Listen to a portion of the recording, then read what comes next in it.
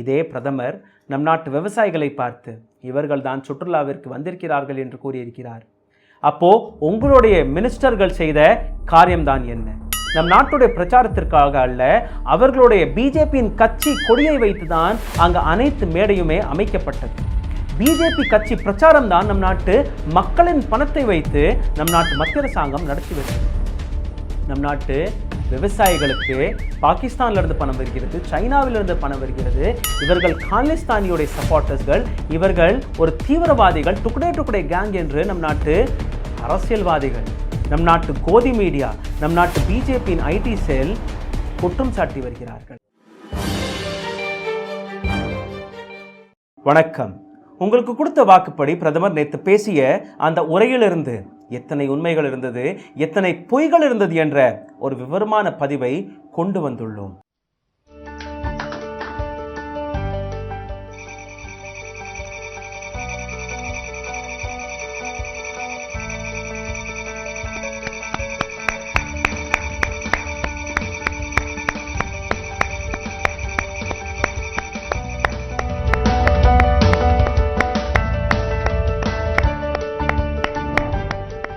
நம் நாட்டில் உள்ள ஒவ்வொரு விவசாயியின் கையில் ஒரு நாளைக்கான செலவு 16 ரூபாய் 43 பைசாவை நம் நாட்டு பிரதமர் நரேந்திர மோடி அவர்கள் கொடுத்து விட்டார். ஒரு மாதத்திற்கு 500 ரூபாய், 4 மாதத்திற்கு 2000 ரூபாய், ஒரு வருடத்திற்கு 6000 ரூபாய். ஒரு நாளைக்கான செலவு 16 ரூபாய் 43 பைசா நம் நாட்டு அரசாங்கம் கொடுத்த அந்த தொகை.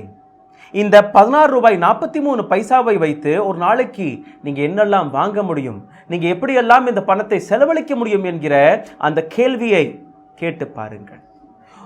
ஒரு லிட்டர் பால் 40 ரூபாயிலிருந்து 50 ரூபாயாக இருக்கிறது. 2 டீயை குடித்தால் கூட அதற்கான செலவு 2 ரூபாய். சாம்பார் வைக்கிறதற்காக அந்த துவரம் பருப்பு மட்டும் 150 ரூபாய் கிலோவாக இருக்கிறது. இதே மாதிரி அந்த பட்டியலை கொஞ்சம் போட்டு பாருங்கள். ஒரு நாளைக்கு ஒரு குடும்பத்தில் நடக்கும் அந்த செலவு கணக்கை போட்டு பாருங்கள். 16 ரூபாய் 43 பைசாவை மட்டும் கொடுத்துவிட்டு நம் நாட்டு பிரதமர், நம் நாட்டு மத்திய அரசாங்கம், முக்கியமாக பிஜேபி கட்சி ஒட்டுமொத்த இந்தியாவிலேயே 18,000 கோடி ரூபாயை விவசாயிகளுக்கு கொடுத்து விட்டோம் என்ற அந்த பிரச்சாரத்தை, அந்த ப்ராபகேண்டாவை நடத்தி வருகிறார்கள். டெல்லியில் நடந்து கொண்டிருக்கும் இந்த விவசாய போராட்டத்தால் நம் நாட்டு பிரதமருக்கு ஒரு விஷயம் புரிந்துவிட்டது. அதாவது நம் நாட்டு விவசாயிகள் அங்க போராடுவதற்காக வரவில்லை, அவர்களோட சுற்றுலா பயணத்திற்காகவும் ஒரு பிக்னிக்கை கொண்டாடுவதற்காகவும் தான் சேர்ந்துள்ளார்கள். யாருமே அங்க போராட வரவில்லை.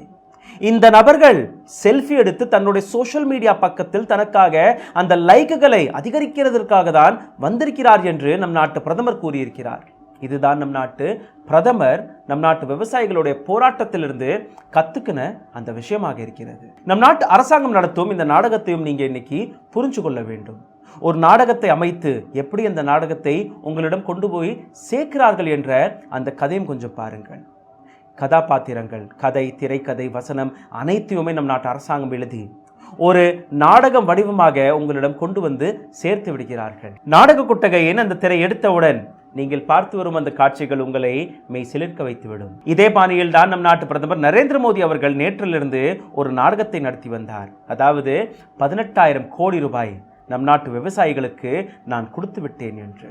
ஒரு நாளைக்கு 16 ரூபாய் 43 பைசாவை நம் நாட்டு பிரதமர் காட்டி வந்த அந்த விதம் 18,000 கோடி ரூபாய் நம் நாட்டு விவசாயிக்கு. இப்போதான் உங்கள் மனதில் இன்னொரு கேள்வியும் வரும். இதே 18,000 கோடி ரூபாயை பற்றி தான் நேற்றிலிருந்து அனைத்து கோதி மீடியாவும் காட்டி வந்தார்கள். இன்னைக்கு காலையில் எழுந்தவுடன் அனைத்து பத்திரிகைகளும் இதே செய்தியை தான் தலைப்புச் செய்தியாக போட்டு வந்தார்கள். இதற்கான உண்மையான அர்த்தம் 18,000 கோடி ரூபாய் அல்ல, வெறும் 16 ரூபாய் 43 பைசா ஒரு நாளைக்கான செலவு நம் நாட்டு விவசாயிகளுக்கு நம் நாட்டு மத்திய அரசாங்கம் கொடுத்தது. அதை எப்படி நாடகமாக அமைத்து ஒட்டுமொத்த இந்தியாவில் பிரச்சாரம் செய்து வந்தார்கள் இந்த நபர்கள் என்று அதையும் பார்த்து விடுங்கள். இந்த நாடகத்தின் தலைப்பு 18,000 கோடி ரூபாய். இந்த நாடகத்துடைய பிரச்சாரத்திற்காக ஒட்டுமொத்த மத்திய அரசாங்கத்தை சார்ந்த அமைச்சர்களை இந்தியாவில் உள்ள மூலை முடுக்குக்கு நம் நாட்டு மத்திய அரசாங்கம் அனுப்பிவிட்டது பிரச்சாரத்திற்காக. நம் நாட்டு பிரதமர் காட்டிய அந்த ஆசை வார்த்தைகள் 18,000 கோடி ரூபாய் நம் நாட்டு விவசாயிகளுக்கு கொடுத்து விட்டேன் என்ற அந்த பிரச்சாரத்தை ஒட்டுமொத்த இந்தியாவில் பரப்பியது பிஜேபி கட்சியை சார்ந்த அந்த சப்போர்ட்டர்கள்.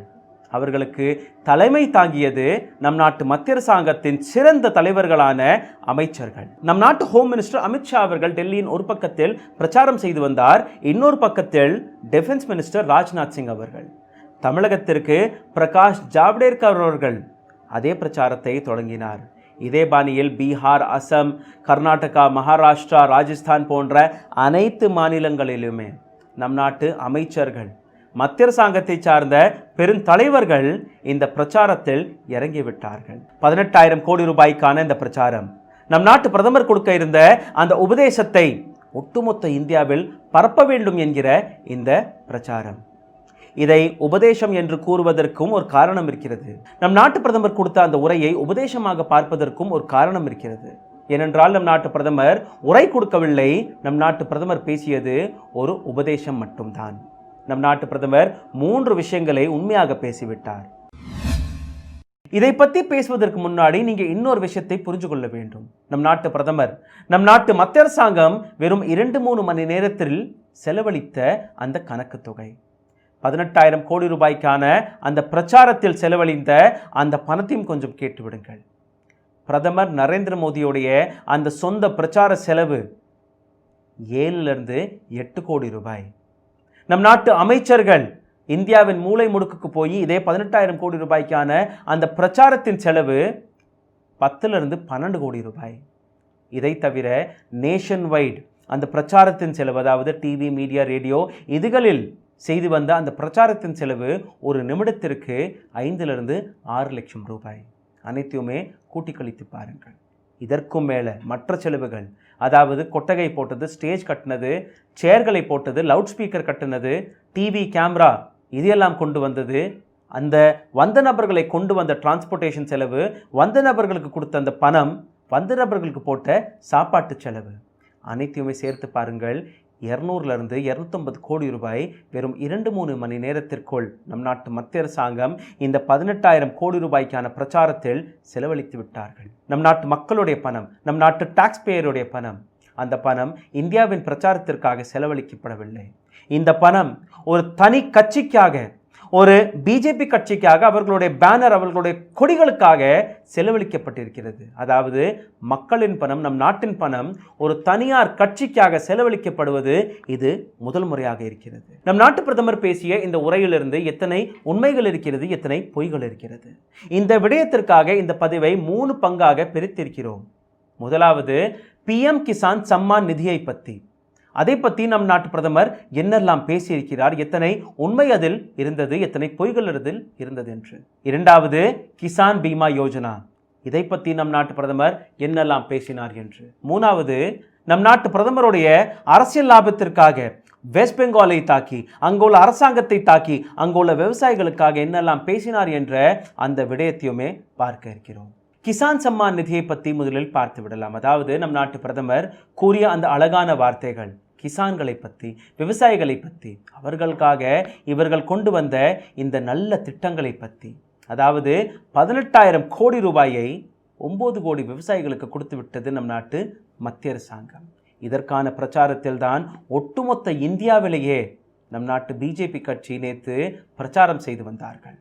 அதற்கான உண்மையை இதற்கு மேல் பார்க்க இருக்கிறீர்கள். கிசான் சம்மான் நிதி 2018 கொண்டு வரப்பட்ட இந்த திட்டம், அதாவது அந்த முதல் வருடத்திலேயே லாபம் அடைந்த விவசாயிகளுடைய எண்ணிக்கை 8,55,08,875. இது முதல் இன்ஸ்டால்மெண்ட். அதாவது 500 ரூபாய் ஒரு மாதத்திற்கு, 4 மாதத்திற்கு 2,000 ரூபாய், ஒரு வருடத்திற்கு 6,000 ரூபாய்.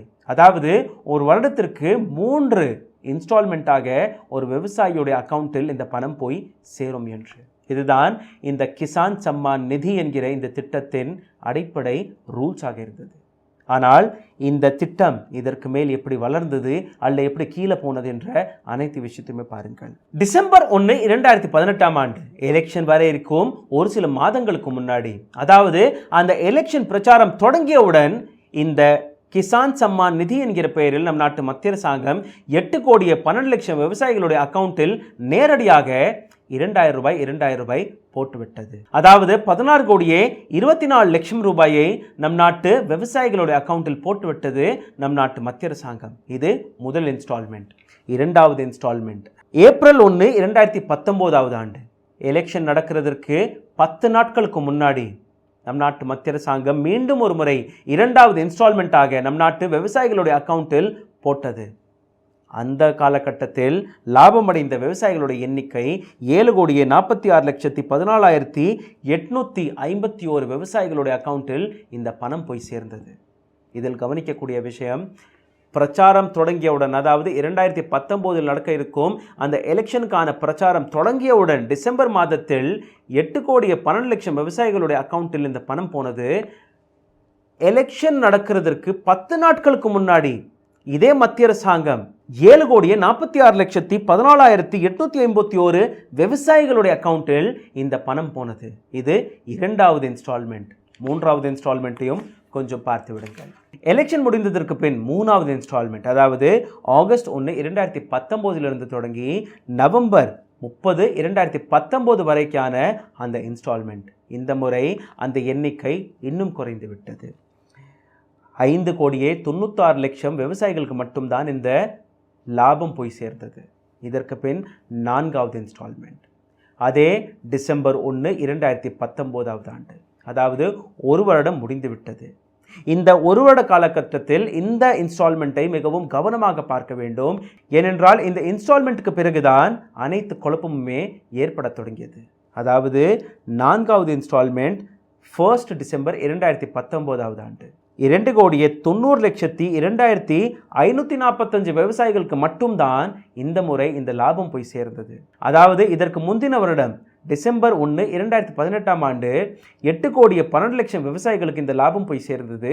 அதற்கு அடுத்த வருடம் அதே மாதம் அதே தேதியில் 2,90,02,545 விவசாயிகளுக்கு மட்டும்தான் இந்த லாபம் போய் சேர்ந்தது. இதற்கு பின் தான் நம் நாட்டு பிரதமருடைய மனதில் ஒரு புதிய ஐடியா தோணி இருக்கிறது. அதாவது இந்த PM கிசான் சம்மான் நிதிக்கான அந்த பிரச்சார வேலை. அடுத்த மாதமே டும்கூர் சென்ற நம் நாட்டு பிரதமர், அதாவது ஜனவரி 2020 ஆண்டு டும்கூரிலிருந்து ஒரு பட்டனை அமுக்கி 6 கோடி விவசாயிகளுடைய அக்கௌண்ட்டில் 12,000 கோடி ரூபாயை நான் கொடுத்து விட்டேன் என்ற அந்த புரோபகேண்டாவை தொடங்கிவிட்டார். இந்த பிரச்சாரத்திற்கான அந்த தொடக்கம் அங்கிருந்தான் ஆரம்பித்தது. प्रधानमंत्री किसान सम्मान निधि के तहत आज अभी इस कार्यक्रम में ही एक साथ देश के 6 करोड़ किसान परिवारों के खाते में 12,000 करोड़ रुपए जमा करवाए गए हैं. இந்த 4 இன்ஸ்டால்மெண்ட்களை பற்றி விவரமாக பார்க்கும்போது எங்களுக்கு பல அதிர்ச்சி தரும்படி பல விஷயங்கள் தெரிய வந்தது. அதாவது 2018 தொடங்கிய போது, கிசான் சம்மான் நிதி தொடங்கிய போது ரெஜிஸ்டரான விவசாயிகளுடைய எண்ணிக்கை 8,55,00,000. அதிலிருந்து 8,12,00,000 விவசாயிகளுக்கு பணம் போய் சேர்ந்தது. டிசம்பர் 1, 2019 ஆண்டு 2,90,02,545 விவசாயிகளுக்கு மட்டும்தான் இந்த லாபம் போய் சேர்ந்தது. அதற்கு அடுத்த மாதம், அதாவது ஜனவரி 2020 ஆண்டு நம் நாட்டு பிரதமர் டும்கூர் சென்று ஒரு பட்டனை அமுக்கி 6 கோடி விவசாயிகளுடைய அக்கௌண்ட்டிற்கு பணத்தை கொடுத்து விட்டார் என்ற அந்த தகவலை கொடுத்தார். இதில் தான் கவனிக்க வேண்டிய விஷயம் இருக்கிறது. அதாவது 2,90,02,545 ஒரு பக்கம், 6 கோடி விவசாயிகள் இன்னொரு பக்கம். இது இரண்டையுமே சேர்த்தீர்கள்னா 8,90,00,000 விவசாயிகளையும் தாண்டி விடுகிறது இந்த எண்ணிக்கை. ரெஜிஸ்டரான அந்த விவசாயிகளுடைய எண்ணிக்கை 8,55,00,000 மட்டும்தான். ஆனால் பணம் கொடுக்கப்பட்ட விவசாயிகளுடைய எண்ணிக்கை 8,90,00,000 உயர்ந்து விட்டது.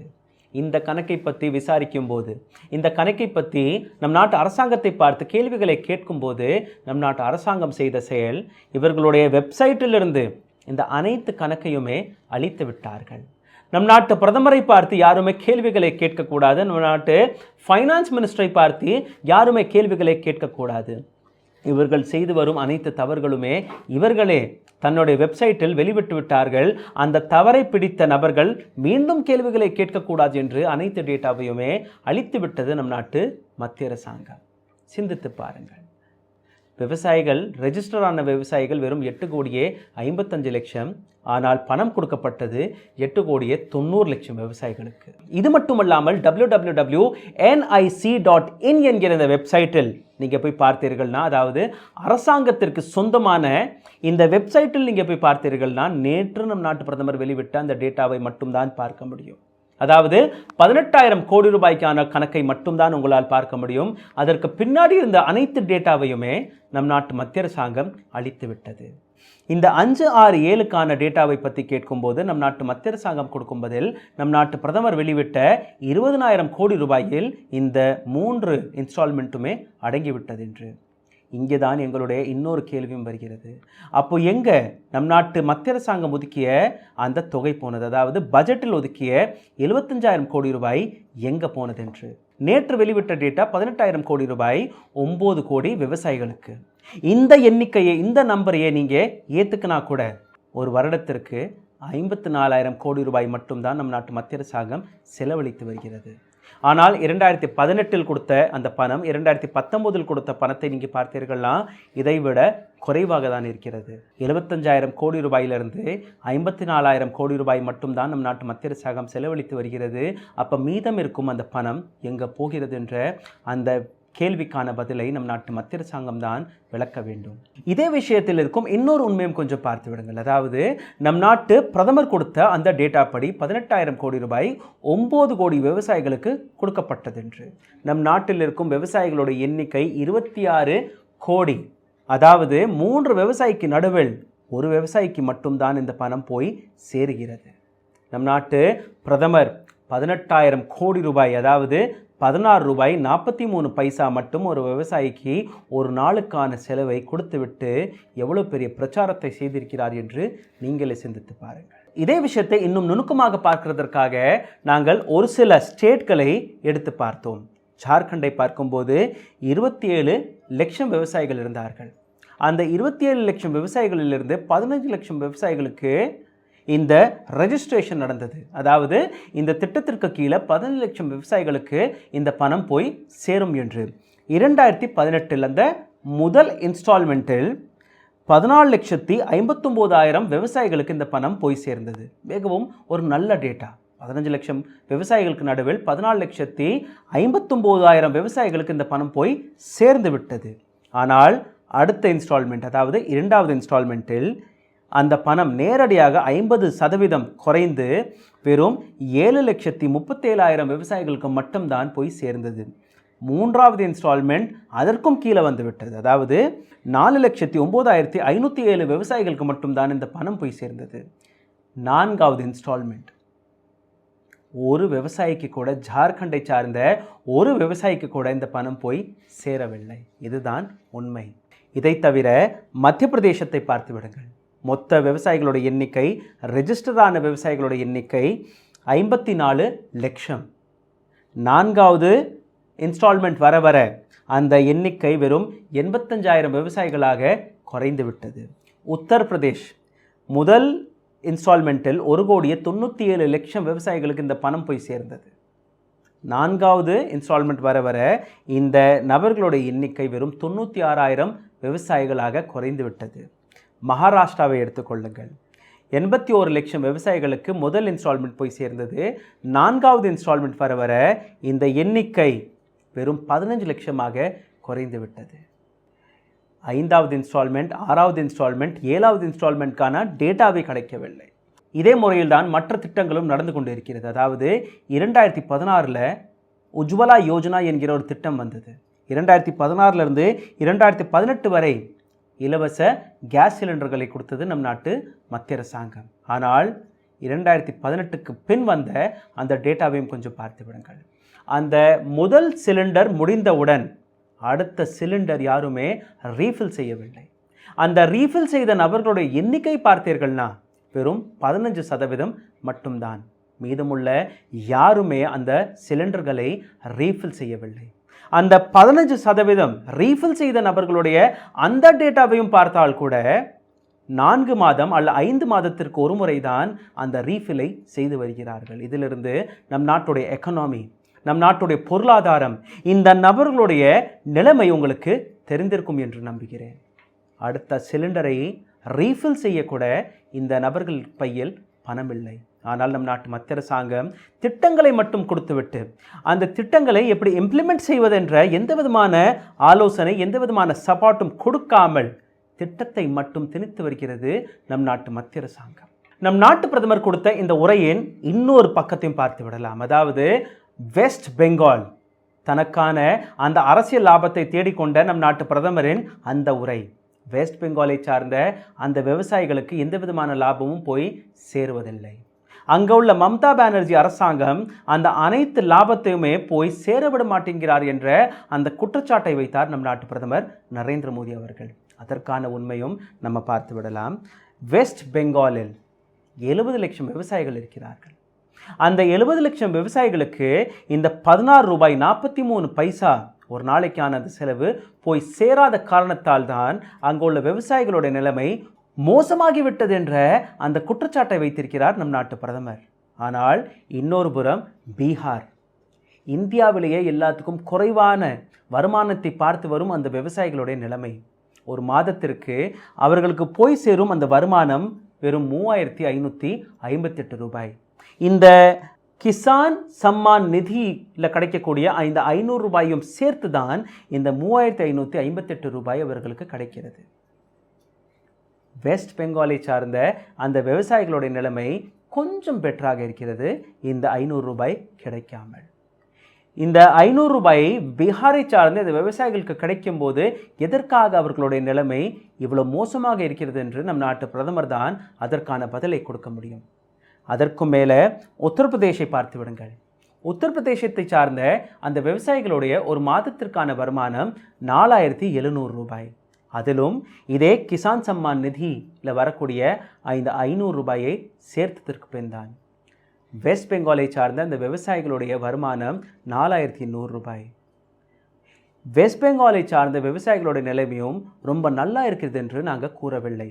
ஆனால் இந்த கிசான் சம்மான் நிதி கிடைத்ததற்கு பின் கூட இந்த விவசாயிகளுடைய வறுமை, இந்த விவசாயிகளுடைய நிலைமை எதற்காக இவ்வளவு மோசமாக இருக்கிறது என்று நம் நாட்டு மத்திய அரசாங்கத்தை சார்ந்த அந்த அரசியல்வாதிகள், நம் நாட்டு பிரதமர் தான் கூற வேண்டும். நம் நாட்டில் உள்ள இன்னொரு உண்மையும் கொஞ்சம் பார்த்து விடுங்கள். 6 ராஜ்யங்களில் இருக்கும் அந்த விவசாயிகளுடைய மாத வருமானம் 5000க்கும் கீழே தான் இருக்கிறது. அதாவது பீகார், உத்தரப்பிரதேஷ், ஜார்க்கண்ட், உத்தராகண்ட், வெஸ்ட் பெங்கால் மற்றும் ஒடிசாவை சார்ந்த இந்த விவசாயிகளுடைய மாத வருமானம் 5000த்திற்கும் கீழே இருக்கிறது. இதில் வெஸ்ட் பெங்காலை மட்டும் விட்டுவிட்டால் மீதம் அனைத்து ராஜ்யங்களுக்குமே நம் நாட்டு பிரதமர் கொடுத்து வரும் இந்த கிசான் சம்மான் நிதி போய் சேர்ந்து கொண்டுதான் இருக்கிறது. அப்போ எப்படி இந்த நபர்களுடைய வாழ்வாதாரம் உயரவில்லை?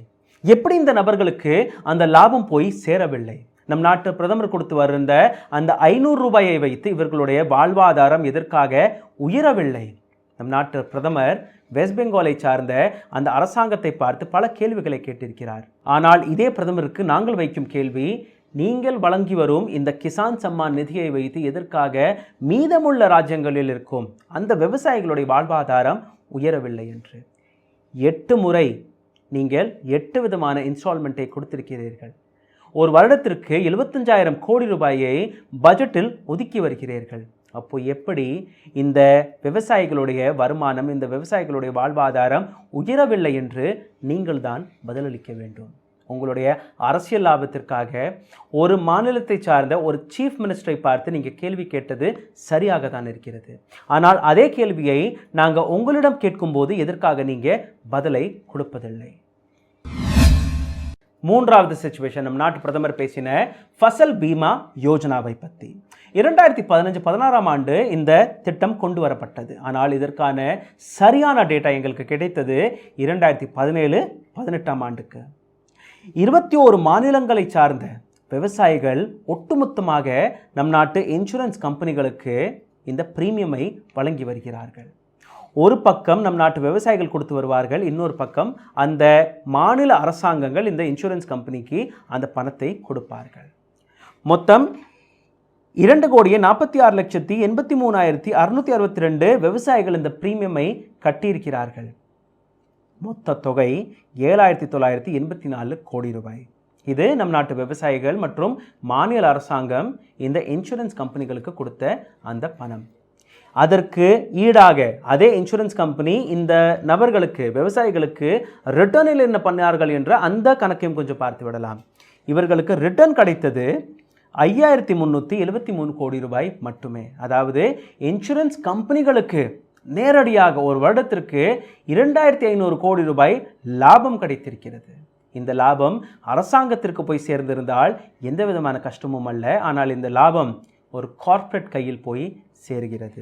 உதாரணத்திற்கு Reliance General Insurance, Cholamandal Insurance, Agriculture Insurance Company of India, இது மட்டும்தான் அரசுக்கு சொந்தமான கம்பெனி. இதை தவிர Future Generali, ICICI Lombard, HDFC அக்ரோ போன்ற பல பிரைவேட் கம்பெனிகளுக்கு இந்த பணம், இந்த லாபம் போய் சேர்கிறது. அதாவது லாபம் அனைத்துமே ஒரு கார்ப்பரேட் கையில், நஷ்டம் அனைத்துமே நம் நாட்டு விவசாயிகளுக்கு. பிரதமர் தன்னோட உரையில் பேசி வந்த அந்த அனைத்து விஷயமே இன்னொரு முறை பார்த்து விடலாம். கிசான் சம்மான் நிதி என்கிற பெயரில் 16 ரூபாய் 43 பைசாவை கொடுத்துவிட்டு 18,000 கோடி ரூபாயை நான் வழங்கிவிட்டேன் என்று நம் நாட்டு பிரதமர் கூறி வருகிறார். அதே பட்ஜெட்டில் 75,000 கோடி ரூபாய் ஒதுக்கப்பட்டு வருகிறது. அந்த பணம் எங்கே போனது, என்ன ஆனது என்ற அந்த கணக்கை நம் நாட்டு பிரதமர் கொடுக்க மறுத்து வருகிறார். இன்னொரு விஷயம் ஃபசல் பீமா யோஜனாவை பற்றி. அதாவது விவசாயிகளுக்கு அனைத்து நஷ்டமுமே லாபம் இந்த கார்ப்பரேட் இன்சூரன்ஸ் கம்பெனிகளுக்கு. மூன்றாவது, வெஸ்ட் பெங்காலை சார்ந்த அந்த விவசாயிகளுக்கு எந்த விதமான லாபமும் அங்கே உள்ள அரசாங்கம் கொடுப்பதில்லை. மத்திய அரசாங்கம் கொடுத்த அந்த லாபத்தை கொடுத்திருந்தால், அதாவது 16 ரூபாய் 43 பைசாவை அவர்களுக்கு கொடுத்திருந்தால் அவர்களுடைய வாழ்வாதாரம் உயர்ந்திருக்கும் என்று. அப்படி இந்த 16 ரூபாய் 43 பைசாவால் அவர்களுடைய வாழ்வாதாரம் உயர்ந்திருந்தால் பீகாரை சார்ந்த விவசாயி, உத்தரப்பிரதேசத்தை சார்ந்த விவசாயி, ஒரிசாவை சார்ந்த விவசாயி, ஜார்க்கண்டை சார்ந்த விவசாயியுடைய வாழ்வாதாரம் எதற்காக உயரவில்லை? இதற்கான பதிலை மத்திய அரசாங்கம் தான் கொடுக்க வேண்டும். இதே உரையில் நம் நாட்டு பிரதமர் பேசிய இன்னொரு விஷயத்தையும் கொஞ்சம் பார்த்து விடுங்கள். அதாவது சுவாமிநாதன் கமிட்டி, அதில் இருக்கும் அனைத்து விஷயத்தையுமே நாங்கள் செய்துவிட்டோம் என்று, நாங்கள் தான் அனைத்து விஷயமே செய்தோம் என்று. ஆனால் இதே சுவாமிநாதன் கமிட்டி சஜஸ்ட் பண்ண பல விஷயங்களை நம் நாட்டு பிரதமர் மறைத்து விட்டார். சுவாமிநாதன் கமிட்டி படி பல விஷயங்கள் நடந்திருக்க வேண்டும். அதை தான் நம் நாட்டு விவசாயிகளும் கேட்டு வருகிறார்கள். அப்படி சுவாமிநாதன் கமிட்டியில் என்னெல்லாம் ஆலோசனைகள் கொடுக்கப்பட்டது என்ற அந்த பட்டியலையும் கொஞ்சம் பார்த்து விடலாம். பூமி சுதார், அதாவது விளைச்சலுக்கான அந்த மண்ணை, அந்த நிலத்தை சரிபார்க்க வேண்டும் என்று. நீங்கள் பார்த்தீர்களா என்றால் அல்ல. நம் நாட்டு மத்திய அரசாங்கம், அது காங்கிரஸ் அரசாங்கமாக இருக்கட்டும் அல்ல பிஜேபி அரசாங்கமாக இருக்கட்டும், யாருமே இதற்கான வேலையை பார்க்கவில்லை. இன்னொரு சஜஷன், விவசாயத்திற்கான அந்த சிஸ்டத்தை சரிபார்க்க வேண்டும். தண்ணீர் வசதி, எலக்ட்ரிசிட்டி, டீசலுடைய விளைவு, மற்ற சப்போர்ட் சிஸ்டம், அதாவது விதைகள்லேருந்து அனைத்து சப்போர்ட்டுமே நம் நாட்டு மத்திய அரசாங்கம் விவசாயிகளுக்கு கொடுக்க வேண்டும். அதை செய்தீர்களா என்றால் கூட அல்ல. கடந்த 6.5 வருடத்தில் 0.75% மட்டும்தான் அந்த ப்ராக்ரஸ் நடந்திருக்கிறது. கடந்த 73 ஆண்டுகளில் வெறும் 5-6% தான் அந்த growth, அந்த ப்ராக்ரஸ் நடந்திருக்கிறது. இதுதான் உண்மை. ஆனால் விவசாயிகளுக்காக உண்மையிலேயே எந்த அரசாங்கமுமே இன்றைய வரை வேலை பார்க்கவில்லை. இதே சுவாமிநாதன் கமிட்டியில் கொடுக்கப்பட்ட 3வது ஆலோசனை, அதையும் கேட்டுவிடுங்கள். கடன் கொடுக்கும் சிஸ்டத்தை மாற்ற வேண்டும். அதாவது நம் நாட்டில் உள்ள விவசாயிகள் கடன் தொல்லை தாங்க முடியாமல் தற்கொலை செய்து வருகிறார்கள். அவர்களுக்கு ஒரு சரியான முறைப்படி அந்த கடனை கொடுக்க வேண்டும். அதற்கான சப்போர்ட்டையும் நம் நாட்டு மத்திய அரசாங்கம் வழங்க வேண்டும். சுவாமிநாதன் கமிட்டி கொடுத்த அந்த 4வது சஜஷனும் பாருங்கள், டெக்னாலஜி. விவசாயத்திற்கு கொண்டு வரப்பட்ட அந்த டெக்னாலஜியை நம் நாட்டு விவசாயிகளுக்கு கொண்டு வர வேண்டும். இந்த விஷயத்தையும் நம் நாட்டு மத்திய அரசாங்கம் செய்ததா என்றால் அல்ல. சுவாமிநாதன் கமிட்டி கொடுத்த அனைத்து ஆலோசனைகளையுமே நம் நாட்டு மத்திய அரசாங்கம் ஏற்றுக்கொள்ளவில்லை. அனைத்து சஜஷன்ஸ்களையுமே நம் நாட்டு மத்திய அரசாங்கம் அதற்கான எந்த விதமான வேலையும் பார்க்கவில்லை. வெறும் 18,000 கோடி ரூபாயை கொடுத்துவிட்டு 16 ரூபாய் 43 பைசாவை ஒரு நாளைக்கான அந்த செலவை கொடுத்துவிட்டு நாங்கள் அனைத்துமே செய்துவிட்டோம், எங்கள் விவசாயிகளுக்காக அனைத்து விஷயத்தையுமே நம் நாட்டு மத்திய அரசாங்கம் செய்து வருகிறது என்ற அந்த பொய்யான ப்ரொபகேண்டாவை மட்டும்தான் நம் நாட்டு மத்திய அரசாங்கம் பரப்பி வருகிறது. இப்படி நம் நாட்டு விவசாயிகளுடைய வாழ்வாதாரம் உயர்ந்து விடுமா என்ற அந்த கேள்வியை நீங்களே கேட்டு பாருங்கள். அதற்கான பதிலை நீங்களே தேடி பாருங்கள். நம் நாட்டு பிரதமர்ல இருந்து தொடங்கி home minister, finance minister, defence minister அனைவருமே, ஒட்டுமொத்த கேபினெட் மினிஸ்ட்ரியுமே நேற்று ஒரு சுற்றுலாவில் தான் இருந்தார்கள். 18,000 கோடி ரூபாய் என்கிற இந்த நாடகத்தின் பிரச்சாரத்தின் அந்த சுற்றுலா பயணம். இதே பிரதமர் நம் நாட்டு விவசாயிகளை பார்த்து இவர்கள் தான் சுற்றுலாவிற்கு வந்திருக்கிறார்கள் என்று கூறியிருக்கிறார். அப்போ உங்களுடைய மினிஸ்டர்கள் செய்த காரியம்தான் என்ன? நம் நாட்டுடைய பிரச்சாரத்திற்காக அல்ல, அவர்களுடைய பிஜேபியின் கட்சி கொடியை வைத்துதான் அங்கு அனைத்து மேடையுமே அமைக்கப்பட்டது. பிஜேபி கட்சி பிரச்சாரம் தான் நம் நாட்டு மக்களின் பணத்தை வைத்து நம் நாட்டு மத்திய அரசாங்கம் நடத்தி வருகிறது. நம் நாட்டு விவசாயிகளுக்கு பாகிஸ்தானிலிருந்து பணம் வருகிறது, சைனாவிலிருந்து பணம் வருகிறது.